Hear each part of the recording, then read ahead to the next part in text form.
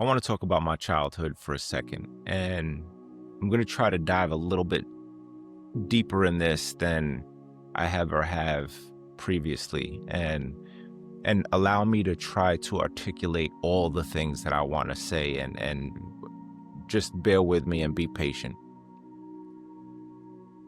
As a child, you know, I for most of the time it was just me and my mom, you know, and I would see my dad every so often, and I knew who he was, and it was always exciting to see him for the brief moments that I saw him, right? But for the majority of the time, it was me and my mom. And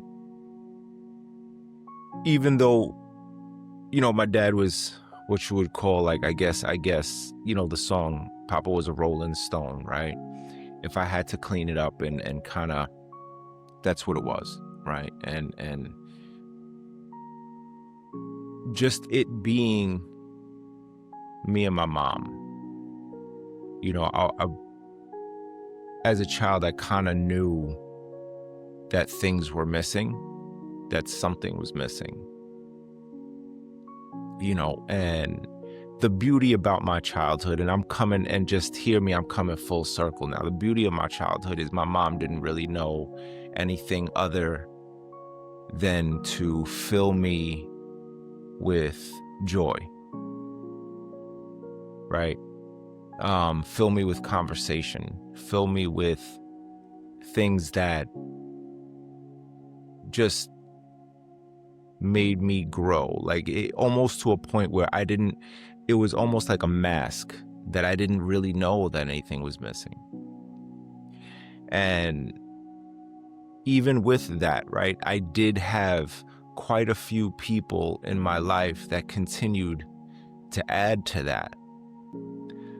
My two grandmothers filled me with so much love and so much joy, and again, it never left me with a sense of me missing anything, because I had all these various people giving me love, and filling me with so much good.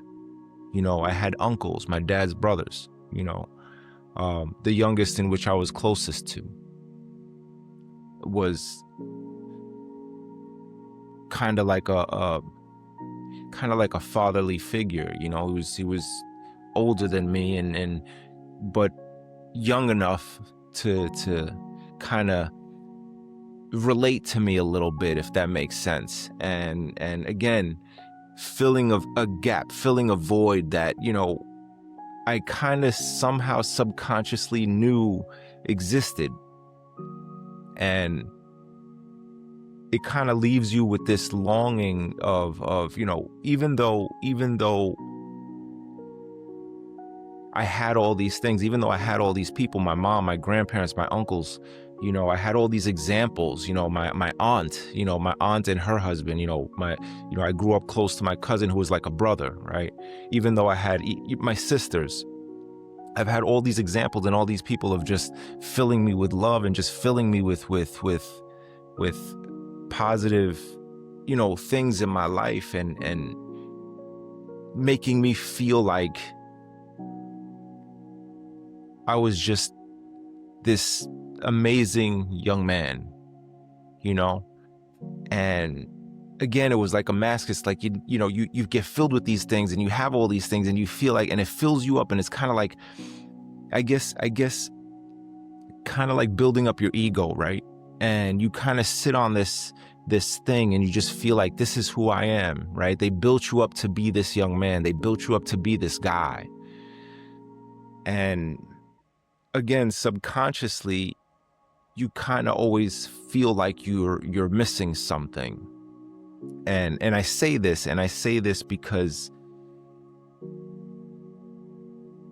I oftentimes always felt like I don't know if I was ever enough.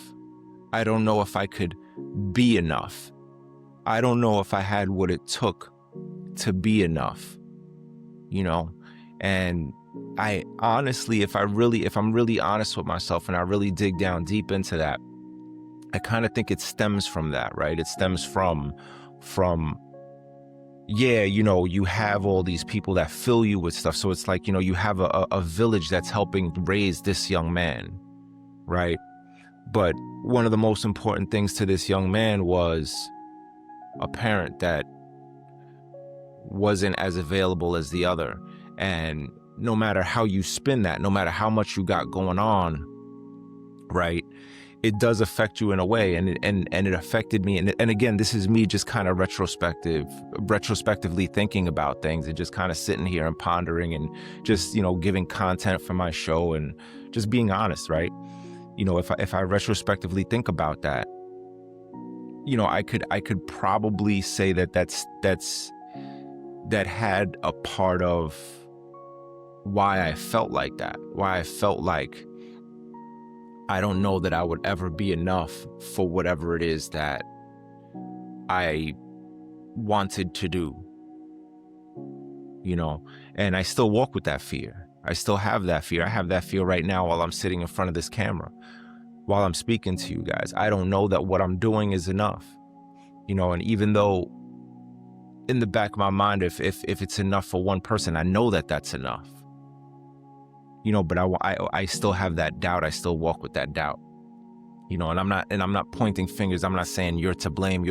That's not, this is just the things that impact people and things that sometimes, you really retrospectively look at and you kind of, damn, I never really I never really thought about it like that, and, with that being said,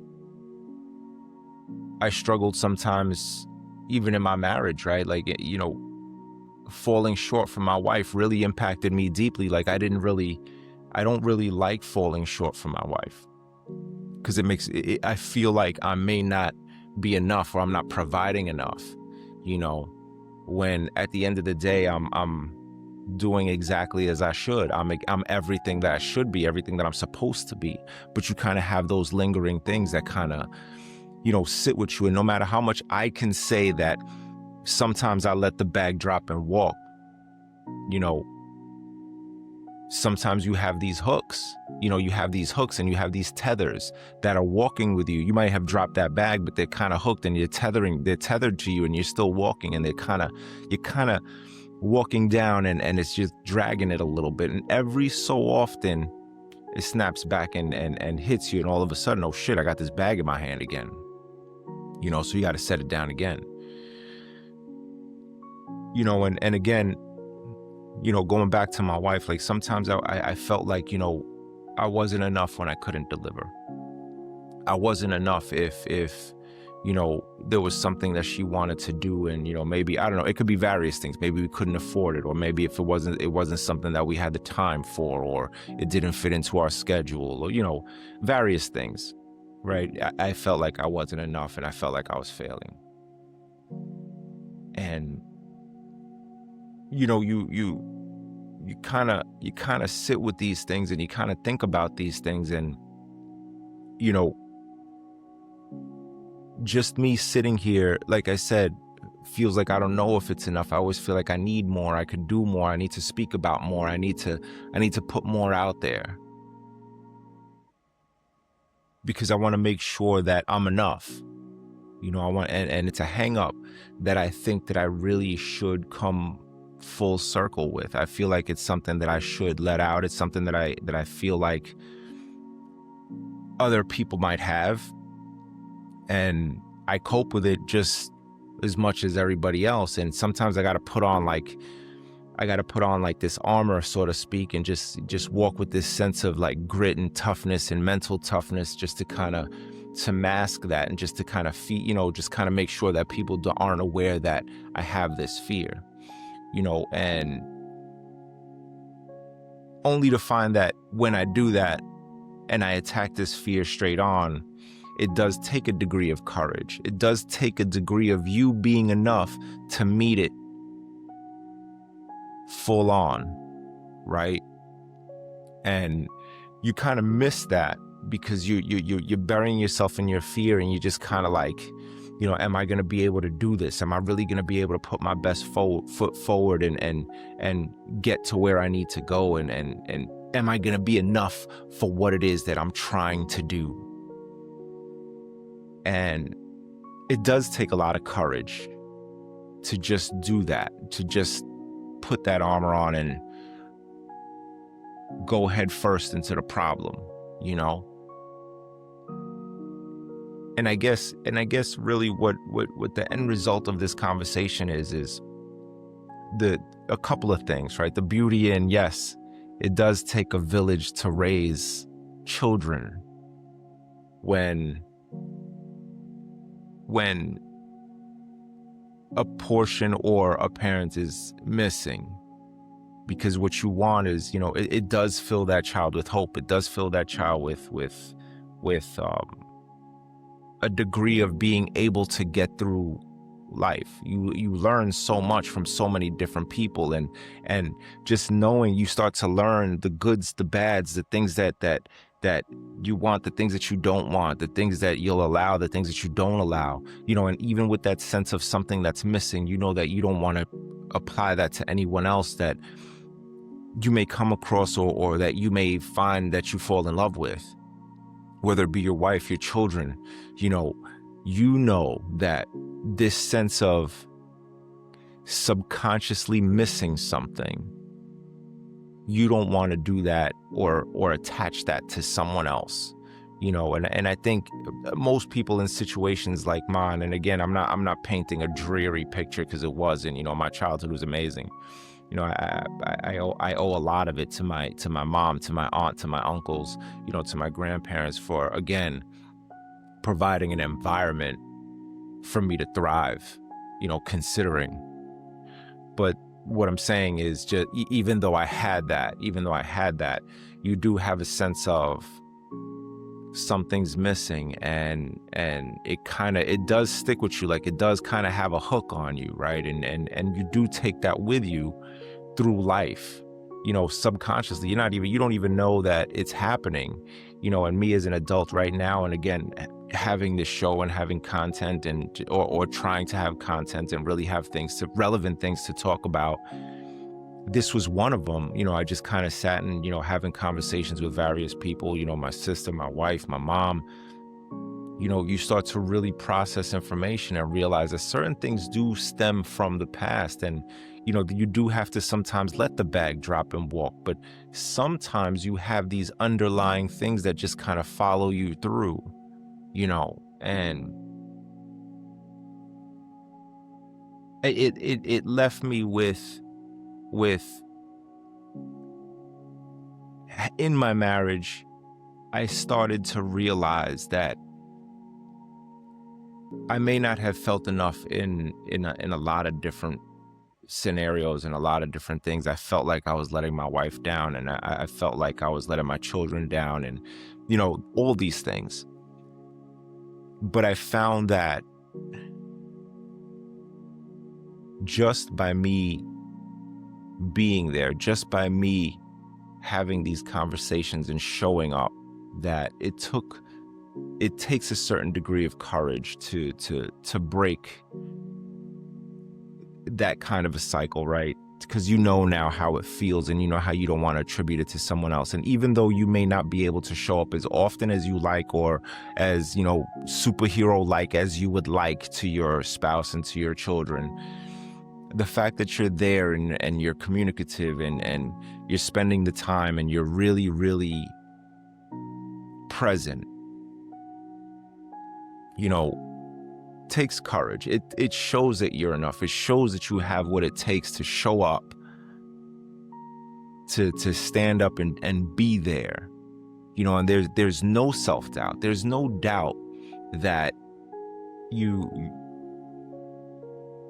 you're not committing the same thing. There's no doubt.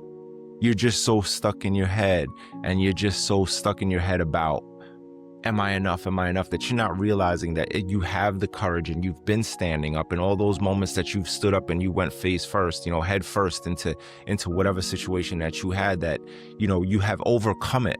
You have overcome it. There's no real reason for you to hang on to it. There's no real reason for you to have these hooks.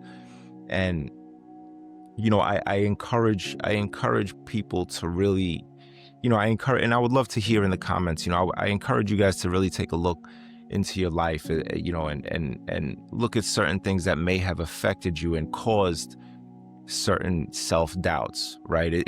For me, it was that one thing that I could think of, and I'm sure I can think of quite a few things, but that was the one thing that stuck out the most. And the reason why it did is because,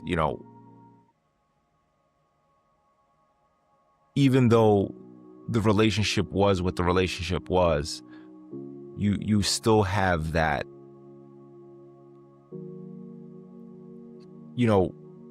that person meant something to you, and you just, even though that person meant the world to you, you wanted to mean the world to that person,